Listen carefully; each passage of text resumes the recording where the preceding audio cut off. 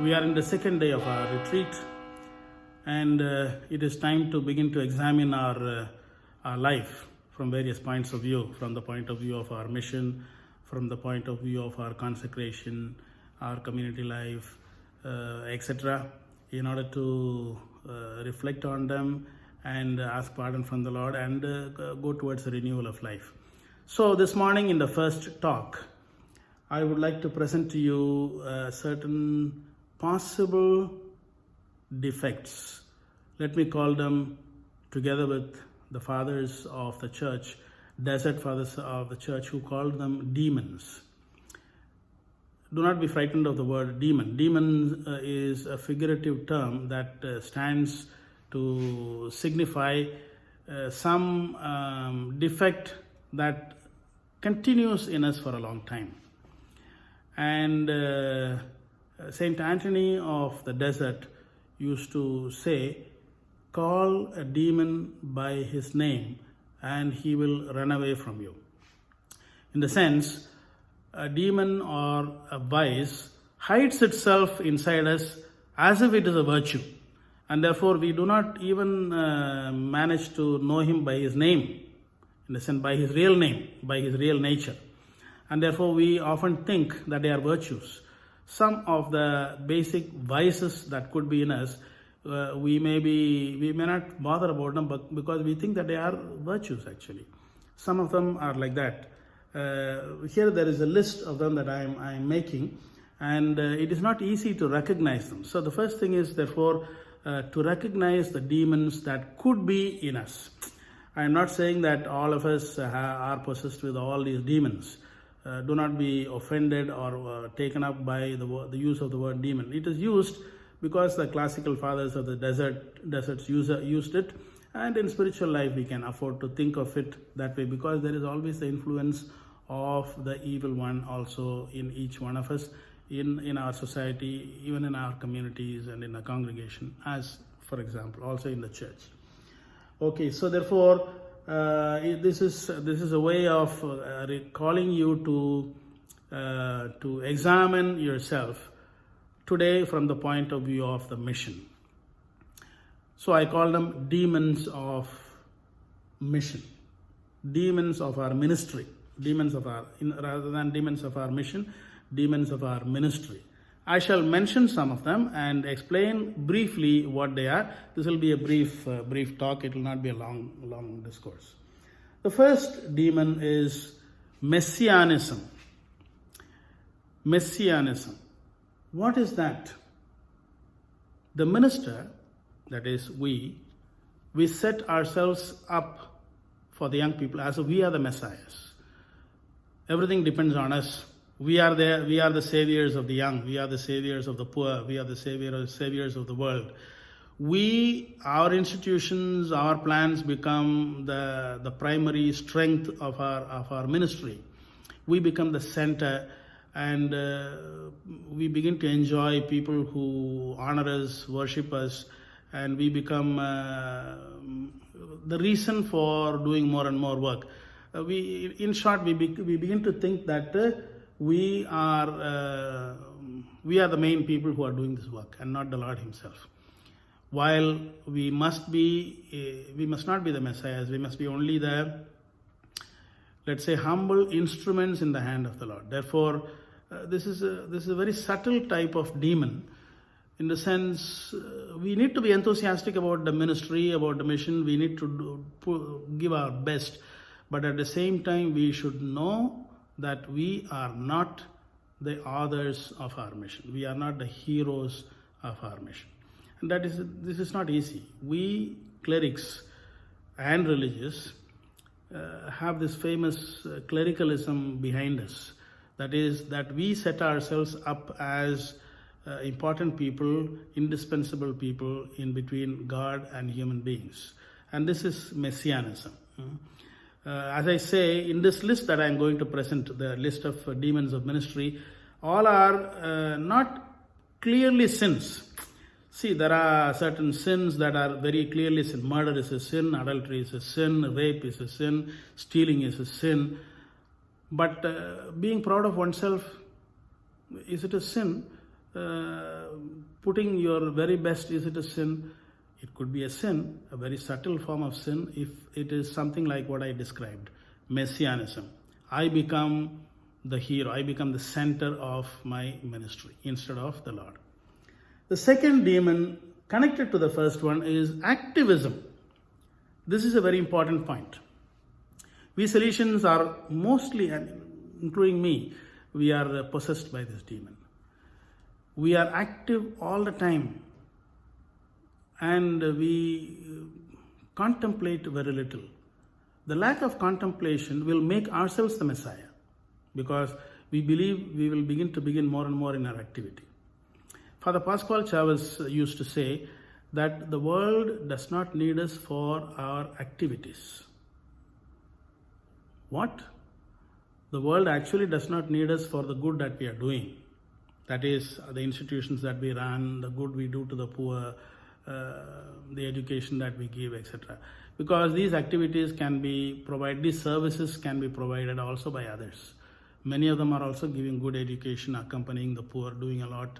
If our services are the most important thing, maybe we should join politics, because as a politician we can do more service to the poor. As a good politician, not as a bad politician, we can do more service to the poor than as a Salesian. Why to have all these restrictions of chastity, poverty, obedience, community life, all this prayer life, etc., which reduces our ability to do more and more good to the others. If our activities are the main contribution that we make to the society, this is a demon. Our main contribution to the society is not the services that we provide, but the fact that we draw them to the Lord and we bring the Lord closer to them. The young people and the Lord should be brought together, brought closer. And that is our mission, not the activities. Activity is a means. That is why the very first article of our Constitution says that we are called by God to be signs and bearers of God's love to the young people. We are not called just to be educating them. Educating them, the state is also doing, educating them in the sciences. But our education is different. Our education is with an eternal perspective. Yeah, that is why we say education is also evangelizing. Evangelizing is also through education. Many of our activities, therefore, will become activities centered on ourselves and will become activism if we do not realize that our main mission is to bring the young people to God and God to young people. And if that is missing, the big institutions that we build and all the big activities become merely activism and messianism and self-centered, and they become positively sometimes evil. Another demon, this is more recognizable, is leading double lives. We may be having one face in our ministry. In our private life, we may be having another face, another mask. In the sense, we do our work well, but afterwards our private life is not always in consonance with our life of ministry. And this is a split personality in us. See, our ministry is not our activity. Our whole person is our ministry. Even if I am sick and in bed, as a Salesian, I am still in my ministry, because my ministry is not merely the work. It is bearing witness to the love of God. I can do it also from a sick bed. That is why we say no Salesian at any part of his, in any condition, is irrelevant. Just because he is not going to be playing with the boys in the courtyard, he is not irrelevant. And therefore, this demon of separating the life of ministry from the rest of life, living two styles of life, two sets of values. It's like, okay, till 5 o'clock I work, but afterwards I have other ways of living, other friends to meet, other values to follow, etc., etc. That cannot be part of a minister's life, minister's system of values. A fourth demon could be making a farce of trusting God. Listen well, making a farce of trusting God. That I believe that I am trusting God, but but only, let's say, not taking the gospel seriously for life. This demon is an attitude that says the gospel is good for preaching, but life is different. We need to be more practical.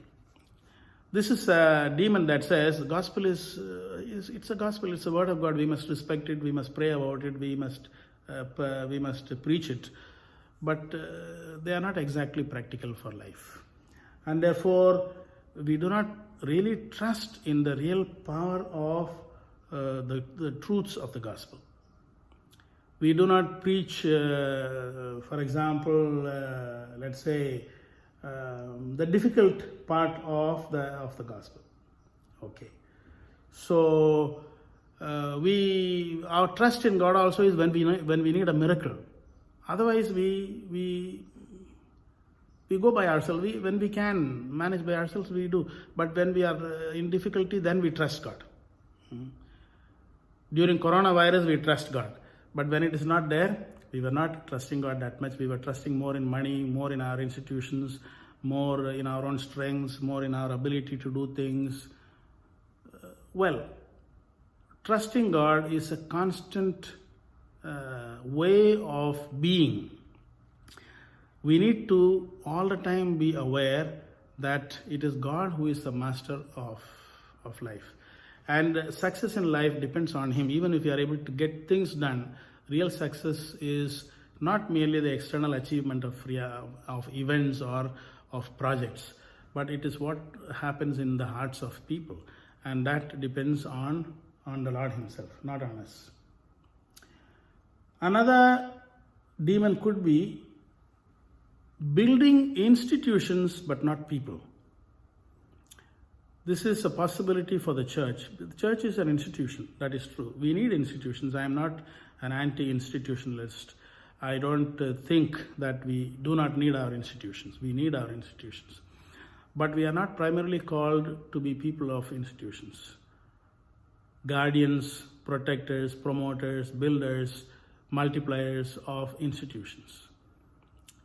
To aggrandize them, to beautify them, to be proud of them.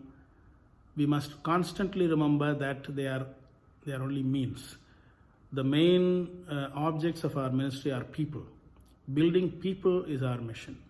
This is a very subtle distinction, but we can often be unjust to people or give less to people because we are more interested in the protection of our institutions. And therefore, we may spend a lot on our institutions and a lot of our own energy on our institutions and less on the people. One interesting analysis that I used to recommend to confreres to do is to make an analysis as how much of our energy, money and time goes directly to the promotion of our institutional assets and how much of our time directly goes to being with the poor, or let's say working for the poor. These are not easy questions sometimes even to understand. But it is good to think of, because that's why I call them demons, subtle demons. We often think, I have to protect my institution. Sure, I have to protect my institution. I have to maintain it. I have to enlarge it. I have to make it more famous, more acceptable. I am proud of it. Fine, good. I think I am doing the right thing. And there comes the demon. In the sense, this can become a fetish.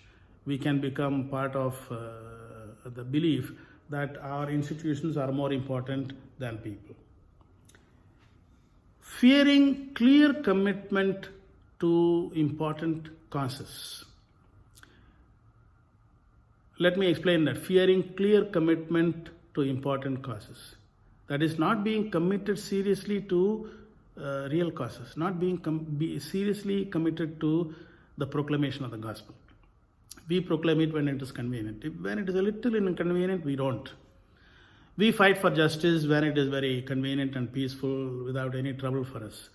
But when it's a question of taking a stand for peace or justice, which is troublesome, which could land us which could bring us bad opinion, which could throw us in bad light, then we draw back because we do not have a definite stand on these things. Many other issues today, what is our definite stand on migration?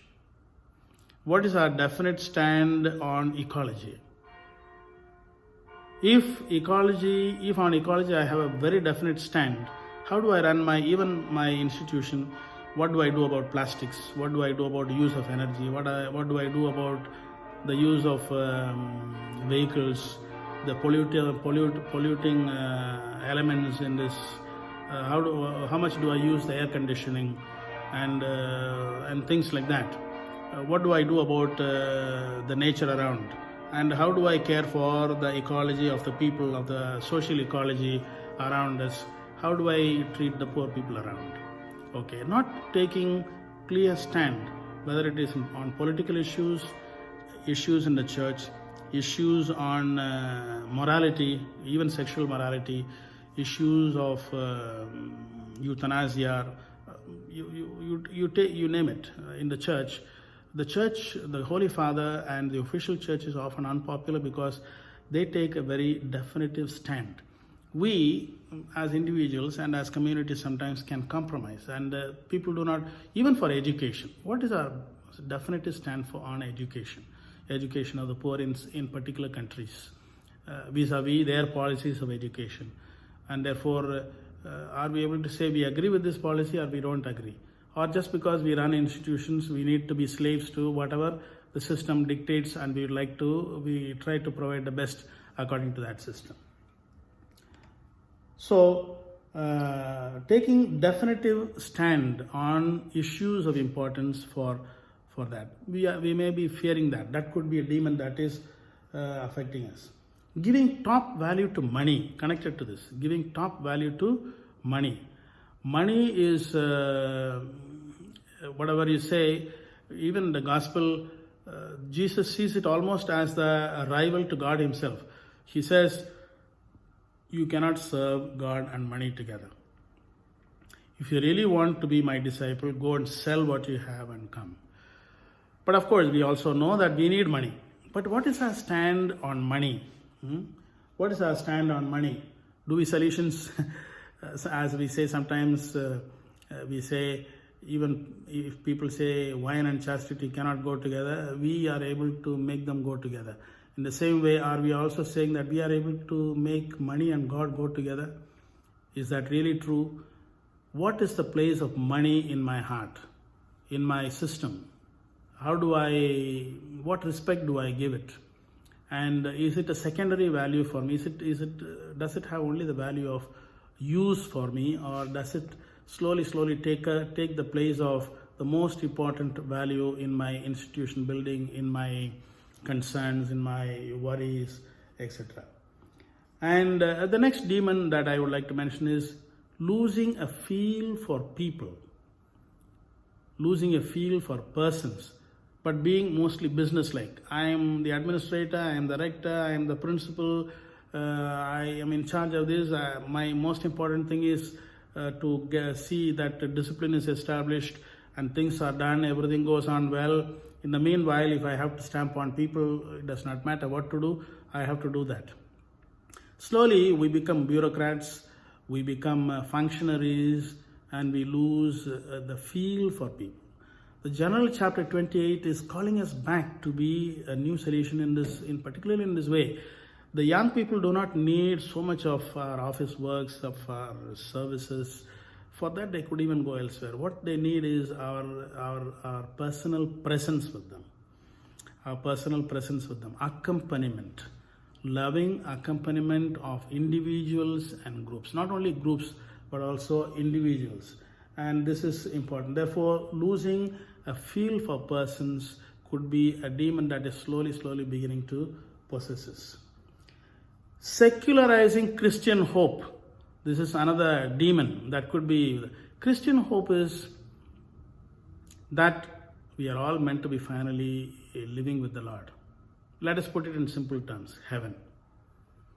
But many of us may be today feeling shy to preach about what is called a novissima, the last things, about sin, about death, and about hell, about heaven, judgment, and things like that. More easy to preach some things on daily life, as if the Christian life is all about arranging in a better way our daily lives. No. Christian life is finally tending towards our total union with the Lord and with the rest in heaven. It is like being in a train. If we are sitting in a train, we must be aware of the destination where we are going. We cannot just be happy only with the surroundings of the train and making our life comfortable in a train. If somebody asks you, are you comfortable? I am very comfortable. I have arranged everything. Where are you going? Well, I don't know. Or let's see.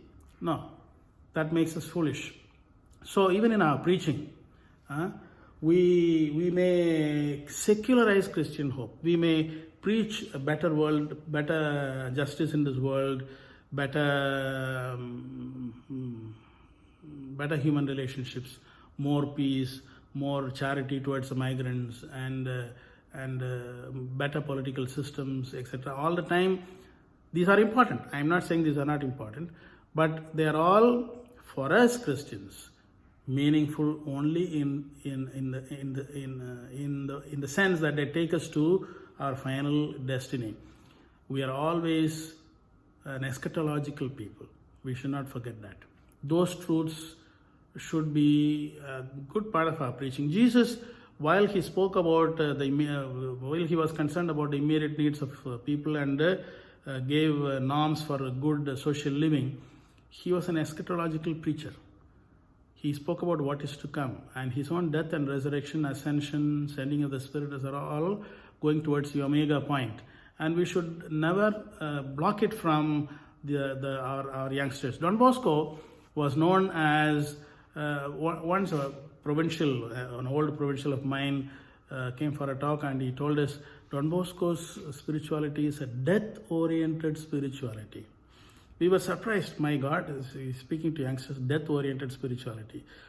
And you go to think of that, that is true. Don Bosco thought of and spoke of death to his youngsters very often. He organized the exercise for happy death, because he said dying happy, dying in the good way, is the very purpose of living. Dying, going to heaven, is the very purpose of this journey that we call life. And therefore, we need to exercise daily, every month, daily in fact, for a good death. We pray for good death. We pray Our Lady also for a good death in every Hail Mary that we recite. But in practice, we pretend as if those things can wait. We know that is not, of course, they can. I am not saying that we must frighten people every day about death and about judgment, as it used to happen once upon a time. But now we have gone to the other extreme, and we have not been truly speaking about the eschatological realities, and we have been secularizing and temporalizing Christian hope. Preferring some people to others, that's another demon that can afflict our ministry. We have preference for our own people, our own race, our own language groups, or our own friends, those people who come from our region, our provinces, and even congregation can become a fetish. Because the congregation is not an end in itself. Our province is not an end in itself. And therefore, we may prefer. Sometimes we are so afflicted by our language, our region, our caste, our status, our ethnicity. We are called to be Catholics. We are called to be children of the Father who is the Father of all. Sectarianism is another demon that can afflict us. Sectarianism. That I work in this sector, this is my section, that is not my section. I am not worried about that. I am a parish priest. I will only worry about the parish and not the oratory or about the boarding house or about the school. And I am a headmaster. I care nothing about what happens in the parish, and I don't worry about the community. Sectarianism. Your sector is more important because you are more important. So simple as that.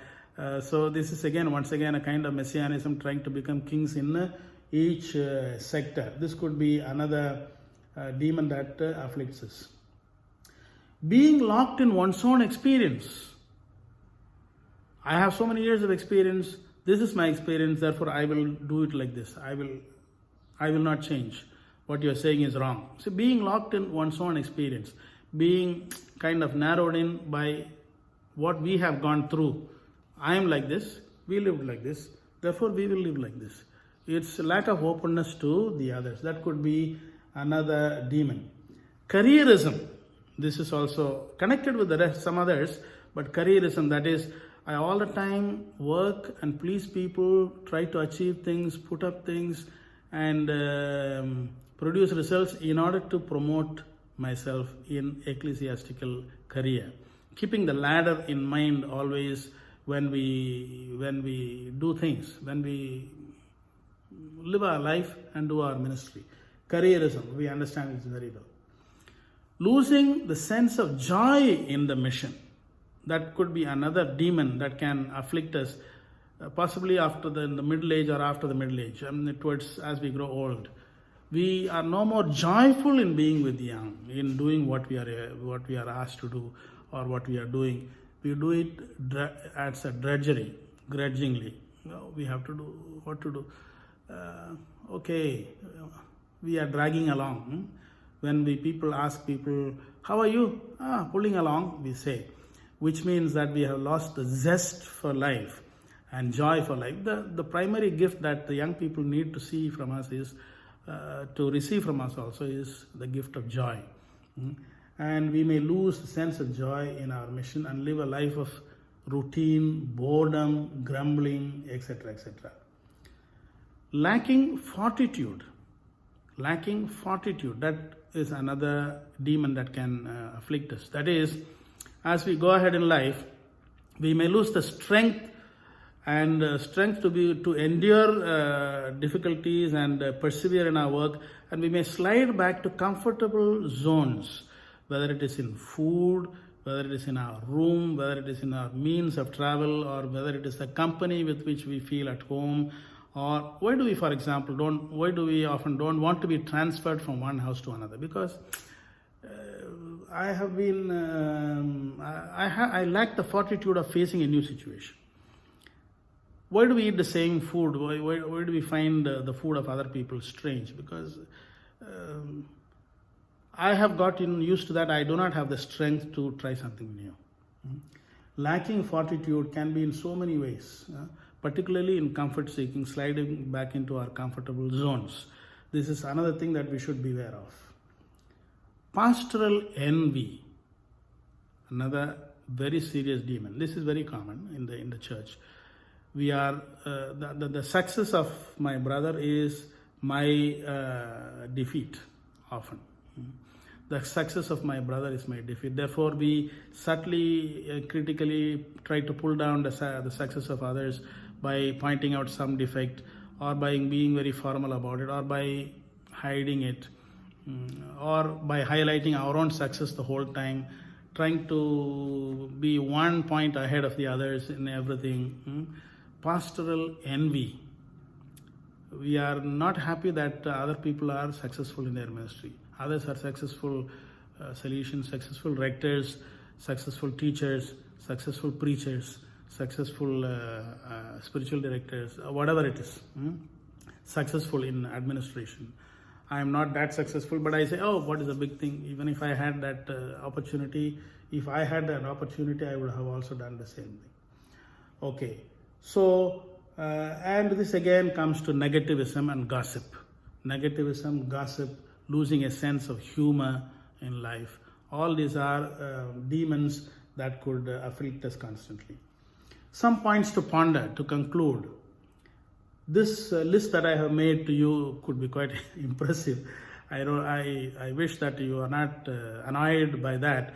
I made a long list that I actually picked up from a book some years ago, but I thought that it's always useful for us to go through this list during our retreats, so that they become points on which we can reflect about ourselves, because retreat is a time where we need to call our demons by their names, so that we can also recognize our angels by their names. We do not have only demons, we have lots of angels, but demons also should be named, because the presence of demons can prohibit us also from realizing our own strengths, recognizing and calling by name our own angels. Thank you.